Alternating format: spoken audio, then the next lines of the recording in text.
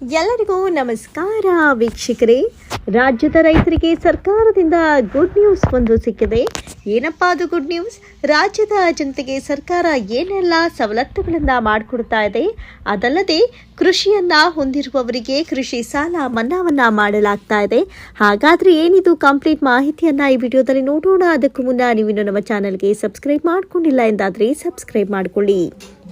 ಹೌದು ವೀಕ್ಷಕರೇ, ಕೃಷಿ ಸಾಲ ಮನ್ನಾ ಕುರಿತು ಸರ್ಕಾರದಿಂದ ಮಹತ್ವದ ಹೇಳಿಕೆ ಬಂದಿದ್ದು, ನೀವು ತೆಗೆದುಕೊಂಡಿರುವಂತಹ ಸಾಲ ಮನ್ನಾವಾಗಲಿದೆ.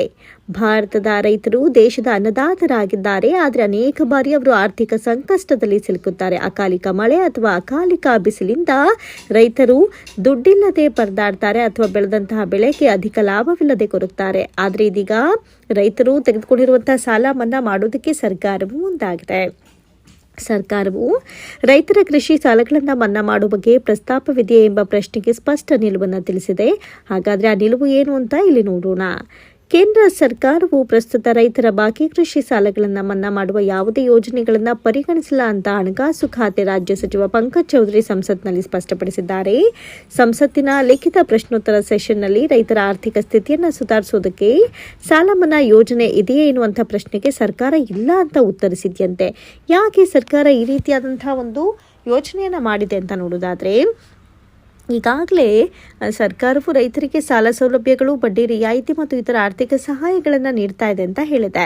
ರೈತರಿಗೆ ಸರ್ಕಾರದ ಇತರ ಸಹಾಯ ಯೋಜನೆಗಳನ್ನು ನೋಡೋದಾದರೆ ಕಿಸಾನ್ ಕ್ರೆಡಿಟ್ ಕಾರ್ಡ್ KCC, ಪರಿಷ್ಕೃತ ಬಡ್ಡಿ ರಿಯಾಯಿತಿ ಯೋಜನೆ, PM ಕಿಸಾನ್ ಸಮ್ಮಾನ್ ನಿಧಿ ಯೋಜನೆ, ರೈತರಿಗೆ ವಿಮಾ ಸುರಕ್ಷತೆ, ಕೃಷಿ ಸಾಲ ಮನ್ನಾ.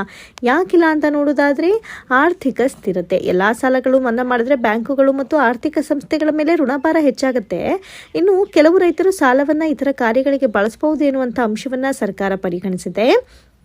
ಸಾಲ ಮನ್ನಾ ಬದಲು ಸರ್ಕಾರವು ರೈತರಿಗೆ ದೀರ್ಘಾವಧಿಯ ಆರ್ಥಿಕ ಸಹಾಯ ಯೋಜನೆಗಳನ್ನು ಕೊಡೋದಕ್ಕೆ ಮುಂದಾಗ್ತಾ ಇದೆ. ಸರ್ಕಾರವು ಕೃಷಿ ಸಾಲಗಳನ್ನು ಮನ್ನಾ ಮಾಡದಿದ್ರೂ ರೈತರ ಆರ್ಥಿಕ ಸ್ಥಿತಿ ಸುಧಾರಿಸಲು ಹಲವಾರು ಯೋಜನೆಗಳನ್ನು ಕಾರ್ಯಗತಗೊಳಿಸಿದೆ.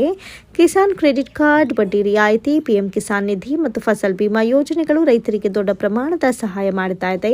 ರೈತರು ಈ ಯೋಜನೆಗಳನ್ನು ಅರ್ಥಕೊಂಡು ಅವುಗಳಿಂದ ಗರಿಷ್ಠ ಲಾಭವನ್ನು ಪಡೆಯಬೇಕು ಅನ್ನೋದು ಕೂಡ ಇದೆ. ಇದೆಲ್ಲದರ ಜೊತೆಗೆ ವೈಯಕ್ತಿಕ ಸಾಲ ತೆಗೆದುಕೊಳ್ಬೇಕಾದ್ರೆ ಒಂದಷ್ಟು ತಪ್ಪನ್ನು ನೀವು ಮಾಡಲೇಬೇಡಿ. ಯಾಕಂತ ಹೇಳಿದ್ರೆ ಒಂದಷ್ಟು ತೊಂದರೆಗಳು ನಿಮಗೆ ಸದಾಕಾಲ ಸಾಲಕ್ಕೆ ತುತ್ತಾಗುವಂತೆ ಮಾಡಬಹುದು. ಜೊತೆಗೆ ರೈತರಿಗೆ ಸುಲಭವಾಗಿ ಸಾಲ ಪಡೆಯೋದಕ್ಕೆ ಕಿಸಾನ್ ಕ್ರೆಡಿಟ್ ಕಾರ್ಡ್ ಯೋಜನೆ ಯಾವಾಗಲೂ ಜಾರಿಯಲ್ಲಿರುತ್ತೆ. ಇದರ ಮೂಲಕ ರೈತರು ಕಡಿಮೆ ಇಂಟ್ರೆಸ್ಟ್ ಅಲ್ಲಿ ಸಾಲವನ್ನು ಪಡೆದುಕೊಳ್ಳಬಹುದು.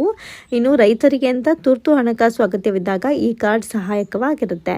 ಇನ್ನು 3 ಲಕ್ಷದವರೆಗೆ ಬೆಳೆ ಸಾಲವನ್ನು ರಿಯಾಯಿತಿ ಬಡ್ಡಿ ದರದಲ್ಲಿ ನೀಡಲಾಗುತ್ತೆ. ಇದು ರೈತರ ಸಾಲ ಭಾರವನ್ನು ಕಡಿಮೆ ಮಾಡುತ್ತೆ. ಇನ್ನು ರೈತರಿಗಾಗಿ ನೇರವಾಗಿ ಆರ್ಥಿಕ ಸಹಾಯವನ್ನು ನೀಡೋದಕ್ಕೆ PM ಕಿಸಾನ್ ಸಮ್ಮಾನ್ ನಿಧಿ ಯೋಜನೆ ಜಾರಿಯಲ್ಲಿರುತ್ತೆ. ಪ್ರತಿ ವರ್ಷ 6,000 ರೂಪಾಯಿಗಳನ್ನು ರೈತರ ಬ್ಯಾಂಕ್ ಖಾತೆಗೆ ನೇರವಾಗಿ ಹಣವನ್ನು ಪಾವತಿ ಮಾಡಲಾಗ್ತಾ ಇದೆ.